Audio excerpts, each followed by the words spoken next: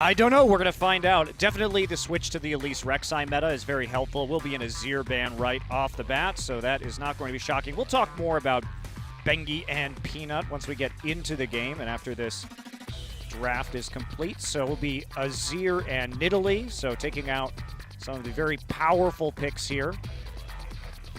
For each of these respective teams, Maokai not going to be allowed, and there's the Victor pocket ban set up against the ROX Tigers. Faker more than capable of playing that champion also. Yeah. Well, I mean, insert champion name. Faker is capable of playing it. Except for Xerath. Except for Xerath. we can scratch that one off the list, I suppose. Rise, of course, going to be the last ban here from the side of the Tigers, and then SKT taking their time with this last one. We'll see what they want to ban away. It's going to be Kindred off the board, so double jungle ban here.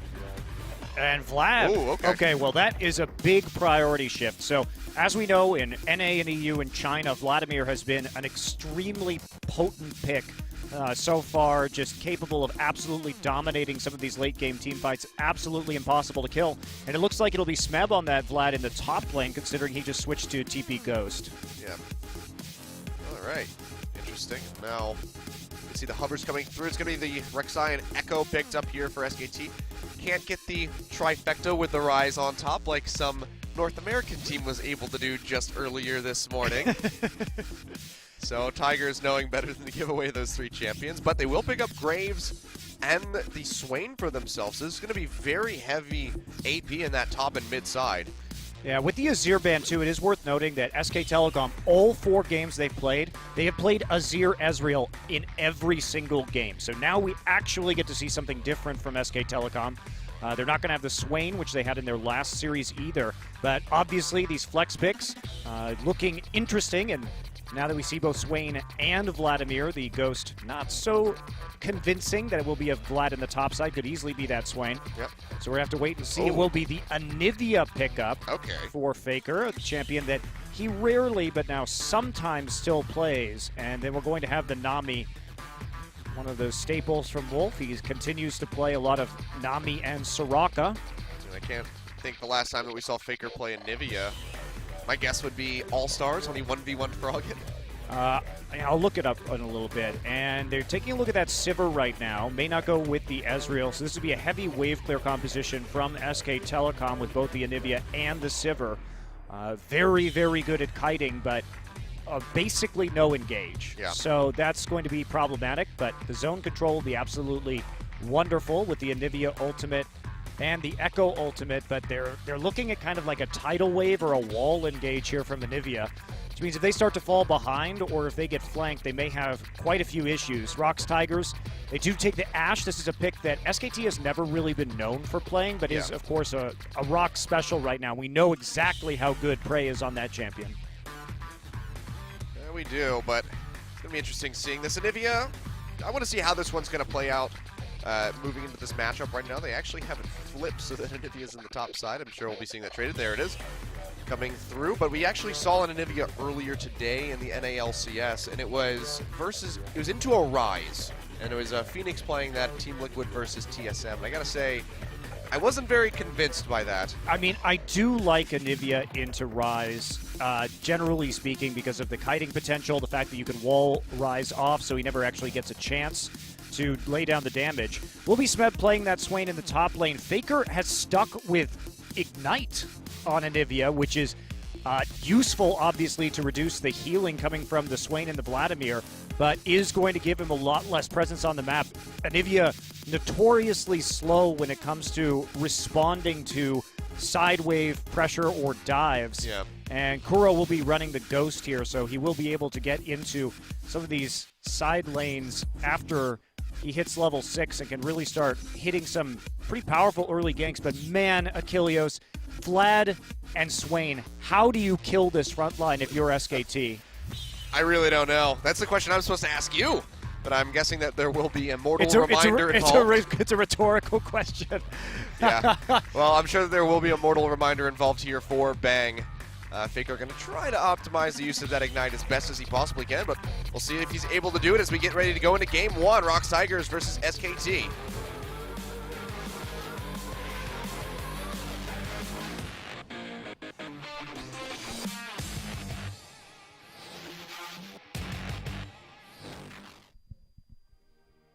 right, here we go. Straight onto the Rift here. It's going to be the Mountain Drake first one, sticking its head out into that bottom side of the river. And already, ROX and SKT looking like they're going to square off down here. Yeah, Peanut actually going back to the Graves is interesting. He's been favoring that instead of the Elise, generally speaking, and he's been really good on it, but it's not a champion we typically would associate here with Peanut. Oh. And since we didn't get much of a chance, an opportunity to talk about these teams' characters too much in the intro, we should give a little bit of a breakdown right now, because both of these teams have the shortest average game times in the league. They're number 1 and number 2. SKTelecom at 34.5 minutes, ROX at 35.2 minutes, so very little separation between the two of these. The big thing to be looking out here for, though, is that ROX generally has a very strong early game. They're up over 1,000 gold at 15 minutes typically, but that doesn't usually translate into dragons. Meanwhile, SKT has a slower gold start, but they have controlled 82% of their dragons over 4 games. So even though they don't have that same gold lead at 15 minutes, they're able to close out in shorter games, and they do that by controlling the dragon. And that's kind of the theme that we've seen amongst the best teams after the midseason patch. That's a good stat to have when the Mountain Drake is the first one that we'll be seeing in this game. Follow that up with some Infernals, and SKTelecom certainly going to have the tools necessary to close out the games shorter than their opponents. But big question marks right now when it still comes to the ROX Tigers, and we have to see if they've corrected a lot of these mistakes that they've been suffering from at the start of this split. I mean, swapping out Koro and Try has been something that we've seen happening back and forth as we see this little scuffle on the bottom side. Ignite going to be used by Gorilla. Yeah, Exhaust from Wolf. No, it looks like it was a Flash from Wolf. Oh, Flash from Wolf, you're right. Exhaust is still up there. So, just going to be trading Summoners. The flash down for the Nami, though, is pretty brutal. Yeah, it's going to be challenging to deal with. And one of the things about taking this Nami so early, so if we look at SKTelecom's composition, yes, they're absolutely wonderful at kiting. Parallel Convergence, Glacial Storm, these are things that make it very easy if your opponents are drawn in to crowd control them and to punish them, right? And especially with Sivir dealing a lot with those ricochet crits, the damage output is there. But the problem is that if they ever need to engage something, they're really, really limited. Faker's going to have to hit that slow-moving Flash Frost skill shot, or they're going to have to try and land a tidal wave, which Gorilla can just block. Yeah, so just delete that. He can just remove it. And yes, they have Sivir ultimate, but they still have to have somebody who can actually CC in range. So maybe Sivir ult into an Anivia wall. Regardless, it's going to be difficult, is what I'm saying, for SKTelecom to actually initiate any kind of team fights. ROX will have a lot easier time with that Ash Arrow and a Ghost onto Kuro to really get in the mix and use his pool, etc., etc. Yeah. We've seen a good amount of Ash, actually, across some of the other regions. I mean, even just today, Sneaky was actually playing that one in their last game against Echo Fox. I didn't get to watch all of that, but apparently his arrows were pretty on point. Yeah, it's been pretty. The Ash is an up-and-coming pick, and it depends on which team plays it, right? Because some teams really like to have their initiation on their top laner, playing some sort of engaged tank like Maokai. But we got a player like Smeb who can play so many different champions. Sometimes it's just best to have that initiation on your AD carry instead if you can get away with it. And Prey has shown that he is one of the best, very, very best Ashe players in the world. Yeah. So. See that? I mean, you can see that win rate right there on the screen. It's Actually, I'm going to check his all-time win rate on that real quick. That speaks pretty strong, pretty highly of how good he is on that Ashe, at least in this year. Yeah, it's been a pick that became very prioritized in their match last week against Ever. So we've seen that trend before. He is lifetime 16-2 on Ashe. It's a pretty good scoreline. Pretty damn good, I would say. Well, we'll see if he can make that 17 or if it's going to fall to 3 for the loss ratio. So far, just going to be slow and steady as she goes here between both of these sides. No swaps coming out, so not going to see those early tower takes. It's just going to be a longer farming phase, it seems, for the time being. One of the big issues that Smeb had the last time he was playing this Swain was that he didn't build enough armor, and his itemization was pretty suspect, which allowed him to melt in the front lines much faster than he would have liked. So we'll keep an eye on his itemization this game. We'll be going for that Rod of Ages first, of course, but after that, there's a lot of threat here, of course, from the AP that Faker's going to have and the AoE. We'll see if he decides to itemize more against that or if he's going to go for more armor to deal with the late game Sivir instead. Well, Faker going for tier. We'll see if he goes tier Rod and goes for the big time scaling, or whether he's going to build something else on this Anivia. Yeah, the Rod of Ages with the tier's been pretty much the staple for as long as I can really remember. We can see, of course, Smeb's going to be picking up a Rod of Ages of his own, so he's getting ready to complete the Catalyst of Aeons, as it is now called. So many Aeons in there. There's so many Aeons. You know, you really don't want Aeons. If you know anything about Gnosticism, they're not things that you want. He's going to have a plethora of them. See Smeb, though, taking a lot of damage. Duke with this Dark Seal starting to output a decent amount of damage. Smeb's just going to be a little bit further behind before you get that Catalyst in. Yeah, that actually is a problem right now, that he can't have that sustain the Catalyst at the moment. You see Faker with that Emax doing quite a bit of work. Yep, starting to bully out this Vladimir. We'll start falling behind a little bit in CS, but was able to bring it back in. Bengi, though, sees Peanut, says, you know what, let's just go in for the dive, but Smeb's got a pretty big wave, but no mana, so they're just going to jump right on top of him and find first blood. Peanut not going to be able to get the end of the line into the wall in time, and that's just going to be a very well-executed dive from SKTelecom. Wow, that was really bold by Bengi, actually, moving in with his flash alongside of Duke, knowing that even though Peanut was right there on the Gromp, that he was going to have the burst in order to take that out. He will go ahead and start to take away this blue buff. Not that it's particularly useful to the ROX Tigers. Maybe they would have given that to Smeb in any case, but they're going to get another refresh on Faker here, which is going to allow him to put down even more pressure. Man, that is so good for Anivia. So Bengi doing some work already in this early game. All right, Jungle's kicking things off so far in this match. He's going for the same build that he did in Game 1 of SK. Sightstone before the jungle completion, yeah. Yeah, Game 1 of SKTelecom's last match, so the Blue Smite, like you said, into the Sightstone. Oh man, he is just being a nuisance to Peanut right now, taking away that Gromp with the Smite. And all Peanut's going to get is collapsing that tunnel. Poor Peanut. Also, he got 10 gold, it's all right. 3 wards in because of that Sightstone too, so Bengi just doing his Bengi things. And ROX thought, well, if Bengi's just going to, they're going to play Bengi and he's going to play this Sightstone build, why not just play this Graves and farm up? So we have the much more effective jungler come the late game. And that's really what ROX is looking for here. One dive onto Smeb really isn't the end of the world when we're talking about them having a Vlad and a Swain and a Graves, all of which are going to be extraordinarily powerful late. Not to say that Anivia and Sivir will not be, but that trio, it will be difficult for SKT to actually find kills. And this is SKT putting ROX in a really precarious spot when it comes down to the draft. I mean, they're forced to ban the Azir, Maokai, and Ryze on the side of Tigers because you need to take that Azir away from Faker, but then this just allows one of those 2 big junglers that Bengi wants to get his hands on to come through the draft. So it's either take out Bengi's junglers or let SKT get so many other picks with that Maokai for Duke, with that Azir in the mid lane for Faker.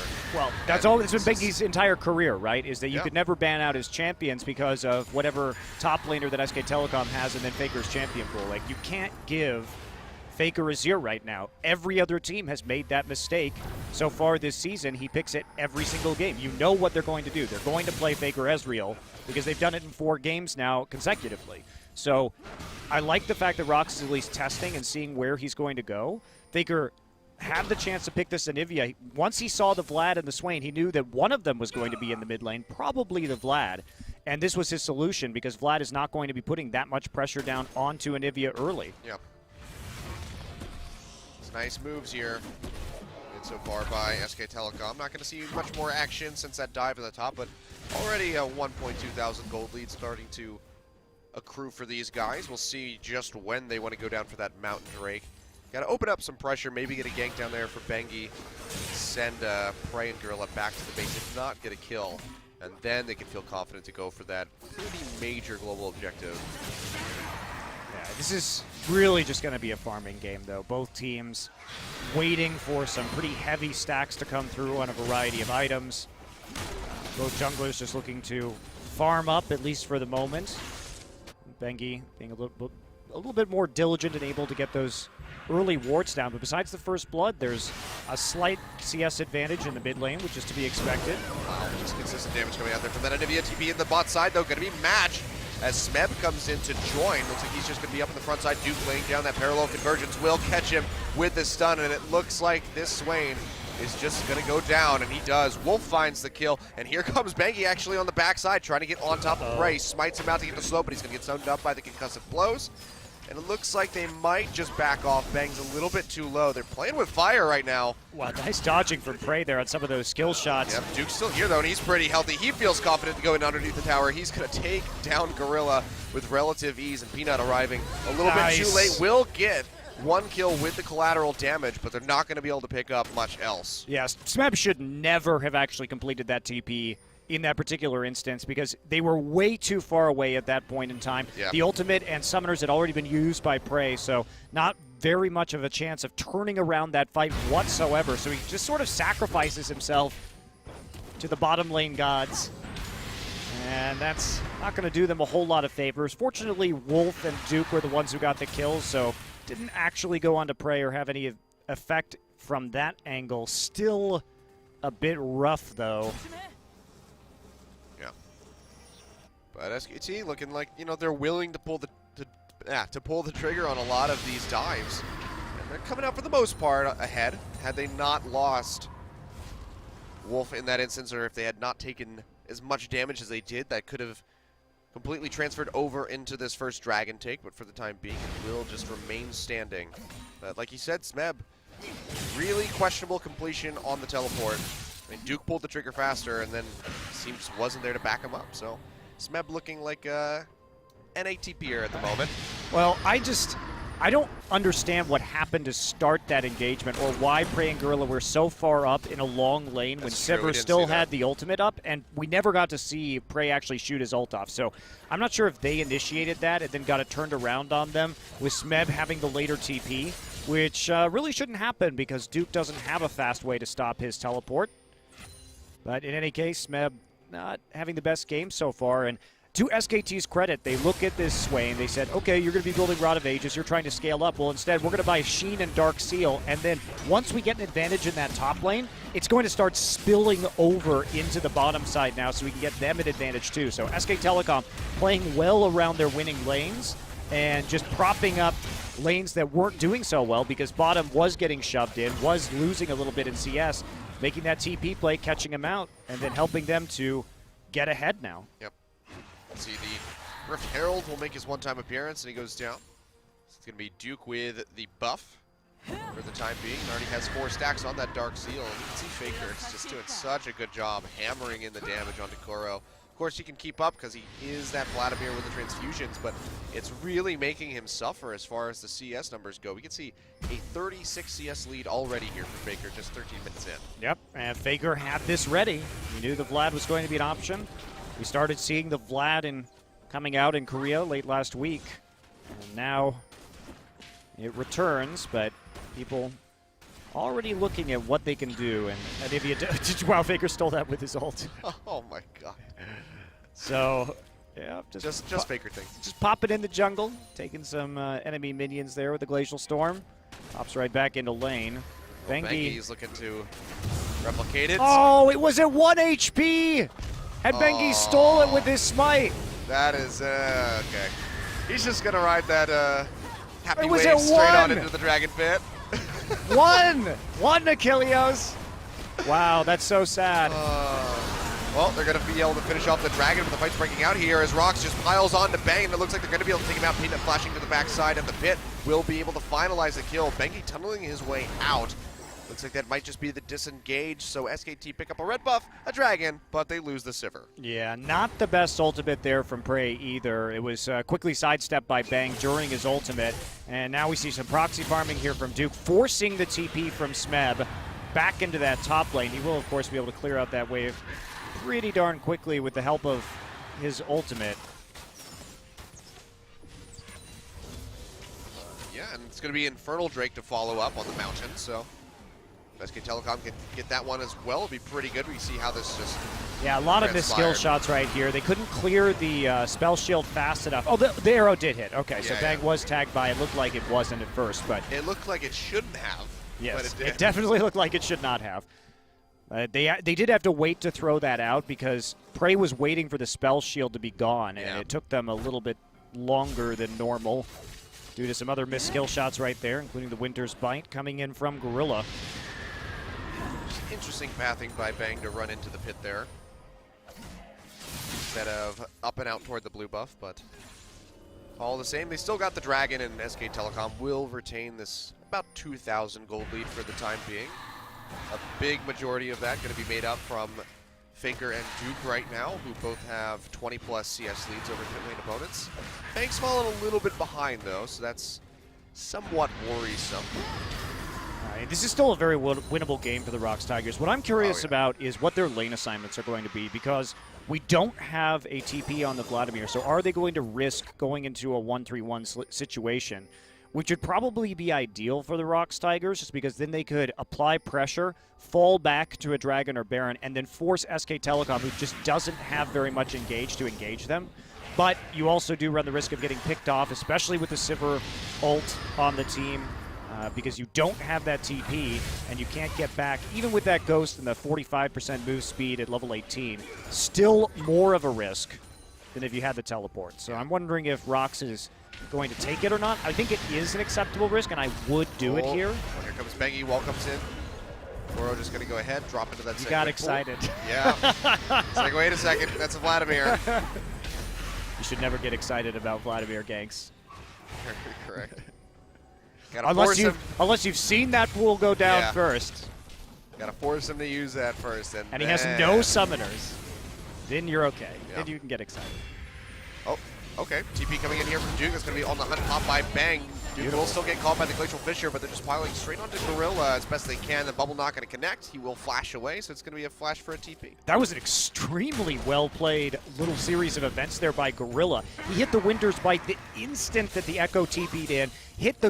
Even though Echo was in the middle of his E right after he dashed in, TP'd in, he hit the Braum ultimate on the Echo also, and then was able to just jump over to Prey and use that Unbreakable. So nice escape, but SKTelecom, they provide the pressure, and that's going to mean this turret goes down. Same thing in the top side, though. Smeb gets some alone time, and he will grab the solo gold from that to help catch him back up. Oh, well, Duke's finding Peanut. The collateral damage not really going to come through, and Duke is still going to continue this pressure as Bangy's getting ready to join him up in the top side. Trying to get as many slows in as he can as Peanut's whittled down to about 30% HP. Bangy, the Prey Seeker, not going to connect. Use the tunnel to close the gap. Do they want to dive this one? Looks like they might just say, hell yeah, let's go for it. Parallel Convergence comes out, but Duke's going to snap back with the ultimate. They pick up Peanut, and they're going to be able to back right off. Meanwhile, on the bottom side, what the hell? Price is going to walk up onto Bang's face and just flurry him to death. Wow, Prey didn't even use his ultimate right there, so I'm not sure what exactly Bang was doing. He also didn't use heal, so we'll have to get a replay of that one, because that was a very atypically bad duel, it would seem at first blush, from Bang. Very much a head-scratcher of the situation. Yeah, may have just gotten caught out by himself. Let's take a look at what... What? He has no mana either. Oh, no. Oh, Bang. He didn't have enough mana to ult. Wah, wah, wah. Just let it be known, folks. Don't recall there. Smeb, though, in a bad spot as the turret gets taken out. 3 members piling on. The tidal wave, just for good measure, but he still has a good amount of sustain as Peanut's getting ready to join in. Almost takes out Wolf and Bangy. They just can't finish him. He's now out of mana, but so is Duke. So they just have to back off. So they get the turret, but not going to be able to get much else. Wow. Okay, well, that's the state of this game, apparently. Bit sloppy, back and forth. Actually, that was not sloppy by SKT. The roam from Wolf was really quite good, and they were just trying to dive him right as the tower went down. Unfortunately, that's sort of the state of Swain at the moment. Yeah, those nerfs need to come through. Take down that healing another notch. The Bang recall was very sloppy, though. That was. That you should. Your turret is 5 yards away. So just walk to it. Embrace its sanctity there. Okay. Well, now they are actually going to start this 1-3-1. they've decided that now is the time. Prey has had that Hurricane for a while. They could have begun it previously, but instead gets a little bit delayed, and you see SKT try and hit some of these bubbles. The Nami will just a little off right there as Tigers will juke out of it. This is important pressure for SKT to build up here. Try to chip down ROX Tigers and send them back to base because that Infernal Drake just spawned. You see though, just going to go ahead and go straight forward. Gorilla taking a ton of damage. Jumps to the side to avoid the bubble. But opening here potentially for SKT for this Dragon. Duke on the backside, going to try to just keep Peanut away from the pit. He will be able to do so successfully, and Smeb goes back for the home guards, not even going to use a teleport. Wow. Okay, well, that was pretty sloppy from ROX. They needed to decide whether or not they were going to do that because otherwise Swain... pressure on the top. Yep, Swain could have pushed down to tier 2, and Vladimir was stuck all the way at his own tier 2. Oh, arrow comes out, catches, bang. Can't answer with much damage, though. Faker just trying to zone them out with that flash freeze. Smeb back down now to try and help clear out this minion wave, but it looks like this may be a sacrificial turret. Bang was stunned, but not really chunked out in that exchange. Kuro now here too. Uses that Tides of Blood, but yeah, with another new wave here, that should be the turret going down. Actually, Bang's not walking up to try to get this one. The wave clear still there from Smeb and Vladimir, both of which have those AoE abilities to work down the minions. So not going to be able to find it quite just yet, but you know, it's just one more continued push and they are able to take down that turret. And that would be the last tier 1 going down. It's looking more and more likely. Ash is there to harass Bengi while they wait for the minion wave. Gorilla left there alone, though, with a tiny amount of HP. Yep. Faker is just laying on the damage, still hits the Q as well. He's trying to get that one more hit in. It's not going to be, well, he's just going to walk up and get it now. Says screw it. There we go. Duke coming around the backside, not going to arrive in time for the parallel convergence, but another turret falls in favor of SKTelecom, who are making very good use of that Mountain Dragon. And now the Infernal Drake, too. So SKTelecom, we cited that so far in the games that they've played, in the 4 games, they've taken 82% of Dragons, and they've taken 100% of them in this game so far. ROX not getting off to a great start, falling behind in that mid lane in terms of CS, but they will be a force in the late game. We've already seen that 3 people can't exactly take down Smeb. Yep. Has some extra MR now with the completion of that Abyssal Scepter. And they've got 1 Ignite on the side of SKTelecom.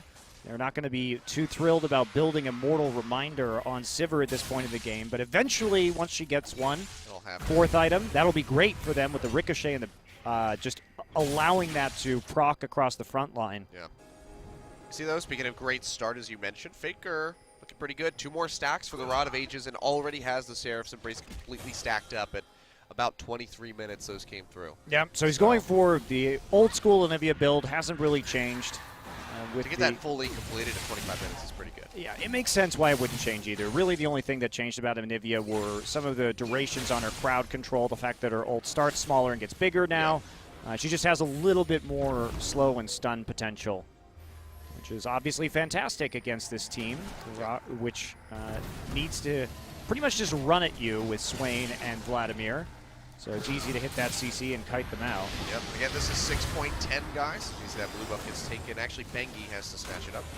But this is 6.10, so Anivia not going to be having the nerf to the cost of the ultimate quite just yet. So that'll be in 6.11. So Anivia might be a little bit less desirable, but even then, it's not that big of a change. Now there's a collapse coming in right here. SKT's got to be careful. Oh, yeah, Flash bangs it on the head, block that one with the spell shield, but Bengi gets caught by the arrow. Just piling on the Faker in the back line. Already pops that Seraph's Embrace to get the shield, but he's just getting whittled down. Has the egg, but they should be able to finish him off if they can just get that damage out there. Smeb will fall. Faker almost going down, and he will. The end of the line from Peanut going to finish him off. Meanwhile, Duke goes into the backside, and he's going to take down Prey. And now it's 2 very low HP members of ROX on the run. Has to flash the wall there for Kuro. Peanut running up. Could be cut off by Duke. I think he's not going to get out of this one alive. Well, he's doing his best to dodge around right now. And if they want to take an actual objective, I think they are going to have to ignore Peanut because it is a waste of time just to follow him through the jungle at the moment. We're going to keep trying, though. Yeah, Bank's going to go for it. Spell shield to eat that. He's just going to quick draw over the wall. Boom, Boomerang Blade takes a little bit off of him. It's pretty much an inevitability at this point. He's just like, I'm going to take as much as I can. Take that, small Raptors. Shotgun to the face. Actually, he might make it out of here. Kuro's coming in. The bubble doesn't get egg. Oh, there's Bengi. Tunnels forward. Drilling smite. There we go. All right, so a very extended chase, but they will kill him in the end. But he might have taken more in gold than he was worth. Yeah, let's take a look at this fight again, because Peanut comes over the wall. Prey does manage to land the arrow, but on Bengi, which isn't a priority target, and they just go nuts onto Faker in this backline. Yeah. But actually a really poor ultimate there from Kuro. The Hemo Plague only hit Faker, and all of their AoE was kind of wasted on Faker and Wolf only. Yeah. Not really the way you want to do it with this composition. You're going to be using the bird form from Swain and the Hemoplague. You kind of want to hit more than one person with it at a time. So I think they just tunneled way too hard on killing Faker, and that left Bang basically free to do damage, and a lack of what their team composition does in team fights, which is massive amounts of area of effect. But that's like the catch-22 when you're playing against SKTelecom, because you know that Faker is almost and arguably the most dangerous member on the team. So it's like, okay, we need to take out Faker so we can do this. But everybody else is so damn good that they can still make up for it in the fight, even if Faker goes down, as we've seen time and time again. And that's been the crutch of a lot of teams, especially so far, especially with the KT match, is they just solo out and tunnel onto Faker, and the rest of the team just sweeps them out. Even at the end of that fight, though, Peanut flashed on top of the egg to kill him before he could revive. And at a certain point, having the Vlad on top of the Anivia should be enough. So we're seeing another fight starting right now. Tidal Wave coming out, but Gorilla blocks that and depletes it with the Unbreakable. Arrow comes across, but it's not going to catch anybody really high priority. Prey is already going to fall under this pressure that Duke is laying down. Chase still coming through this parallel convergence. It's about to land. Can't find the stun on Kuro as he is in that Sanguine Bull, but he's just going to keep chasing in underneath this tower. Still has that ultimate available. Looks like the lack of mana, though, does cause him to pull back. TP comes in from Smeb, he gets popped up. He is regaining a good amount of HP here. Hemoplague comes down, looks like it only found Bengi so far. He will be able to retreat out on the backside. He's not going to go down. Meanwhile, Bang finishes off the Swain. Those ricochets, man, are ridiculously brutal. But Faker played that TP so well. Walled off one side of the turret, and then Glacial Storm. There was nowhere for Smeb to go after TPing in. Into a bubble immediately as well. Yeah, but the Tigers, on the other hand, even starting that engagement there in the top side of the river, Smeb had his TP up that entire time, but it was effectively a 5v4. Now there's going to be another Mountain Drake going over to SKT. And you thought you could do fair and fast with regular Anivia? Well, try now. Yeah, we'll take another look at this here as they get in underneath of the turret. Yeah, that's just a gorgeous play there from Wolf and Faker to trap him underneath that turret. But even so, Smeb, you can see the amount of damage he can do and the sustain that he has in that particular scenario. Hello, crit. Oh, pop. Bouncing crits. Going to be the story of this game. And guess what? Guess who has no armor? It's Smeb.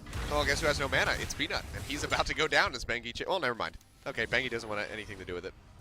I love how Bengi, well, he's building, okay. He's getting there now. Oh, I can see. He had the ward here in the jungle, so he spotted them coming through. That's why he peeled off the chase. Okay.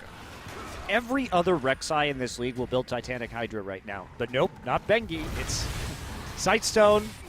You know, just going for all of the utility items, getting more slows with the Randuin's Omens, or with the Blue Smite, and then has the attack speed reduction from the Randuin's Omen. So, who would have guessed that being a team player? He's a utility player. Just funny. Yeah, he is still pretty fearless, just walking up, trying to secure yet another blue buff for Faker, and they will be able to do so. Because, I mean, how can you even contest with that damage? He does 1,100 on the E. It's absolutely absurd. And look at this, SKT are just going to split objectives around the map. Duke pressuring in for this inhibitor, has the TP available, and the rest of SKTelecom starting up the Baron, maybe even just going to find a pick onto Gorilla, and they do. Yep, Bang takes him out, Tidal Wave comes through, will knock up Kuro. Meanwhile, Bengi goes in, pops up Smeb, who's on the run, but I don't think he's going to make it out of this one alive. Has the Ignite ticking, and Faker will find the kill. Kuro with nowhere to go. It's going to go down as well as Bang finds yet another kill. Peanut flashing the wall, trying to get out of there, but Bengi and Duke are chasing hard, uses the collateral damage to create some more distance, and he actually will be allowed to walk out with his life. But it's one of those things where they send him back to the base and they tell him, don't you tell the rest of your team, don't you ever mess with SKTelecom again. His friends are dead. He's got no one to tell. He's going to go tell the shopkeeper. He's just going to sit there in the fetal position crying. Well, he should. I mean, this game was... It was going to be about whether or not SKTelecom had the objective priority, whether they could be there first, whether they could get these good kiting and not engages, but kites out around the objectives. Right there, we see again, they turn, Faker walls off Gorilla to start off that fight. And there's no way that you can just walk into them with a Vladimir and a Swain. So there's nowhere for Gorilla to go right there. Has to use his jump to get back over the wall. Yep. And Smeb here just focused down instantaneously. The Ignite ticking on him, so the healing is reduced. And the burst damage from a crit from Bang and from Faker's Flash Frost is absolutely brutal, as we saw as this team fight drags on. Oh, well, Bangy's just going to try to keep it going. Did he get that red? No, he did not. So Peanut was able to take away the red buff. So a buff picked back up here for the side of ROX, but they really haven't gotten many of them. I don't know why Smeb is going for Rylai's right now. I really think you need a Zonia's. I think you have to have some way. Just sit in the middle of them, deal damage while the Hemo Plague is there, but yeah, it's just not happening, and that is a little bit frustrating to watch, is because I feel like Smeb's itemization has not exactly been ideal on this Swain, or he hasn't counter-built to where the damage is coming from his opponents, and you have a 5-2-7 Sivir on the board who with an Infinity Edge, who's now also going to be building into that Mortal Reminder. And considering SKTelecom's immense gold lead right now, 13,000 or so, well, this game's pretty much over. There's no way the ROX can actually fight this at this stage. Yeah.